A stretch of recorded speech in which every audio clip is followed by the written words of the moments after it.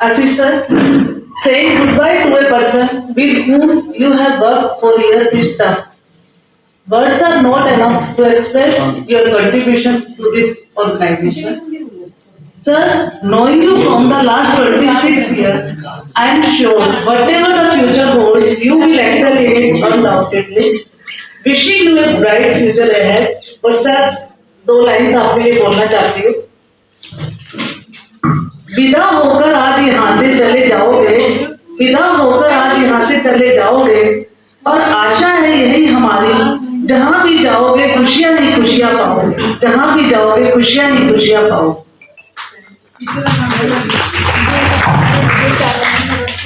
तो कभी निकला ही नहीं मुझसे आशीष सर, हमेशा इधर दादा और आशीष दा एंड नथिंग प्रिपेयर्ड, बैठे बैठे सब बोल रहे थे।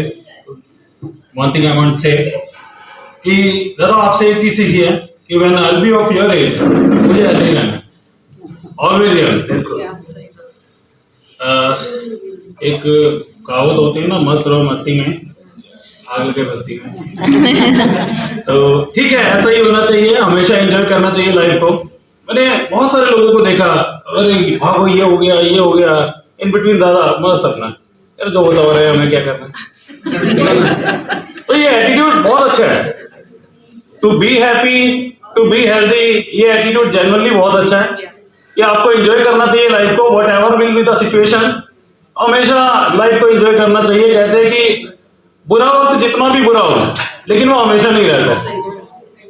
तो थिंग इज दैट कि टेंशन चलती रहती है लाइफ में, बट ऐसा नहीं है कि अच्छा ठीक है आप फेसबुक पे टापू कैसे करो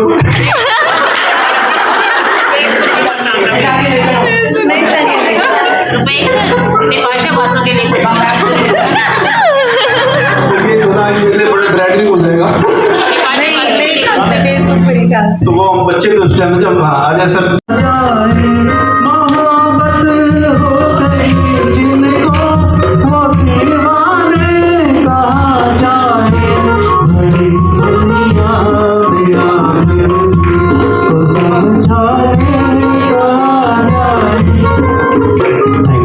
अपनी गम को भूलकर उनमें खुशियां ढूंढते नजर आए। आज सर के मेरे ख्याल में मुझसे ज़्यादा आशीष सर के टच में शायद कोई नहीं रहा हुआ। From the very first day starting हमें एक ही रूम में रहे कुछ समय के लिए, एक ही साथ में खाना बनाना, रहना खाना। और कभी मुझे अगर कहते कि आप घर आओ, मगर नहीं, आपके घर नहीं आना, आपके तो फ्रीज में भी पता नहीं क्या मिलेगा। आपके घर में पानी भी नहीं, आप तो पानी भी नहीं पियोगे। मैं नहीं, बिल्कुल नहीं पीऊंगा पानी। करते करते अब क्या आशीष सर के बारे में मैं क्या बताऊं, खूबियां इतनी हैं, मतलब मेरे I don't have the words to express all the things. The conclusion is Ashish sir is epitome. अरे बाप रे, जो this is from my heart, from the core of my heart. अब जब सवेरे आते मिलते, इकट्ठे मिलते, 2 बातें उसकी बोलते, 2 बातें उसकी बोलते, अब थोड़ा सा फील होगा। आशीष सर हैं तो मुझे क्या लेना देना, कोई बुलाए कोई कुछ करे, I don't bother, because I know Ashish sir is there, he will handle each and everything. और बताते हैं सिखाया, लेकिन नहीं सिखा हमने। Organizing such a wonderful performance, like each and every teacher that has participated in this program, like I'm speechless. मतलब देख के ना अंदर से इतनी खुशी होती है। Even the junior wings and the senior wings, और इन्हीं के बीच में मैं बड़ी हुई हूँ, ठीक है। I know each and every, मतलब उनके लिए तो इमोशनल है ही है, but yes it is very very very beautiful. Everyone did a very good job. तो फिलहाल पापा के लिए कुछ, we have been taught from childhood that wealth earned with hard work and honesty will always bring prosperity, and such wealth always take us on the path of growth. That's what my father did. For his whole work life, he served people with honesty and prosperity. To me, he is the best father. He is my best friend, a best singer, जो मैं सुन लेती हूँ बीच बीच में, ठीक है, very best, like he is the best for me. तो at the last मैं यही बोलूंगी, बिकॉज मैं ज्यादा बोलूंगी मुझे पता है इमोशनल हो जाओगे, बिकॉज मैं आप इमोशनल देख नहीं सकती।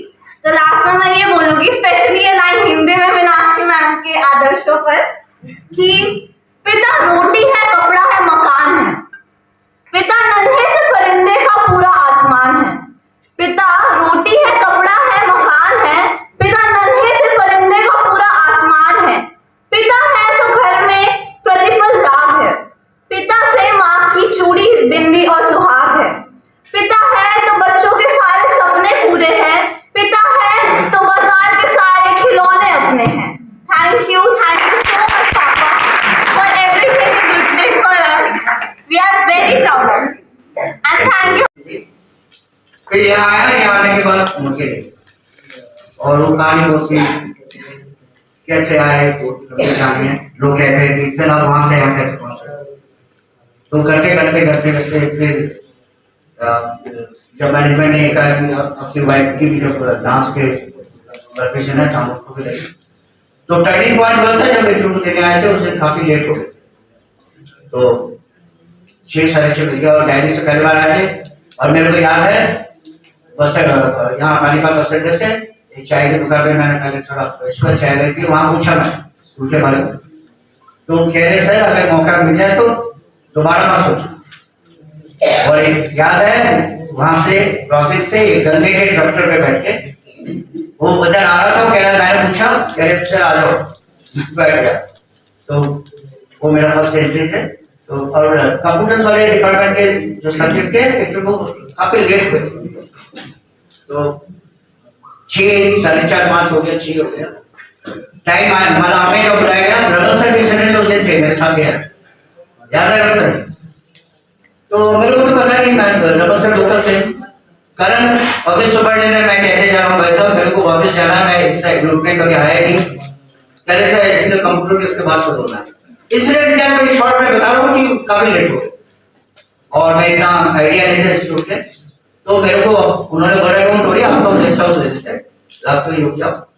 तो रात को रुकने पड़ा मजबूर।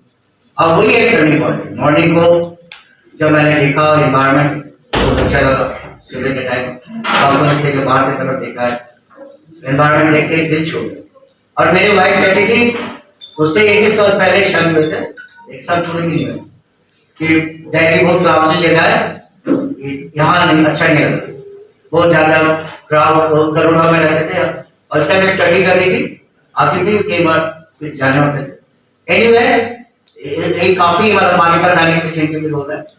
और मेरे दिल्ली तक आने का सफर मेरे मम्मी की वजह से, क्योंकि पापा चाहते थे मैं वहीं आसपास, और पापा गवर्नमेंट जॉब में थे तो कोटा मिल जाएगा, अच्छे पोजीशन मिल जाएंगे।